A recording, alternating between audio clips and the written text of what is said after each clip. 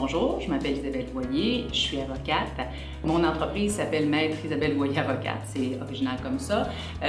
J'ai 2 enfants qui ont 13 et 11 ans et j'exerce à la TUC depuis 20 ans et je suis reçue au barreau depuis 1993. C'est certain qu'à avoir à le refaire, je le referais. Je regrette rien de mes choix.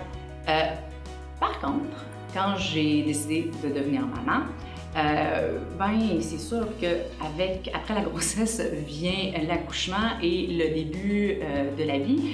Et idéalement, avoir un congé maternité, c'est bien. Tandis que moi, j'en ai pas eu beaucoup. J'ai pris 6 semaines à ma plus vieille et 3 mois à ma deuxième, c'est très peu.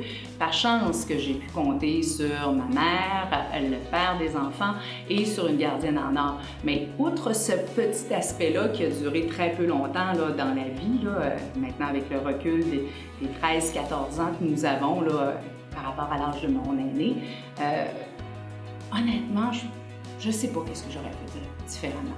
On est bien là. Il y a effectivement une certaine facilité à concilier mes horaires de travail avec ceux de l'école, parce que d'une part, j'ai la chance que mes enfants vont à la même école, c'est déjà beaucoup plus facile, même si ça n'a rien à voir avec le travail. Mais aussi, étant donné que je suis mon propre patron, dans une certaine mesure, je peux arranger mes heures de rendez-vous en fonction des heures d'école des enfants et ou des ressources de gardiennage auxquelles on a recours là, dans la vie de tous les jours. C'est certain, par exemple, qu'il y a des journées où c'est pas possible de le faire. Quand la cour siège, là, on est tributaire du temps de cours et de ce que les juges décident. Alors là, en ce moment-là, il faut que je m'arrange, puis avoir une gardienne sur qui on peut se fier, c'est merveilleux.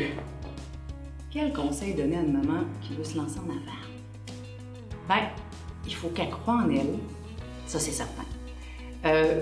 Il faut, je lui conseillerais de se lancer tôt dans sa carrière, parce que plus on devient vieux, plus on s'encroute.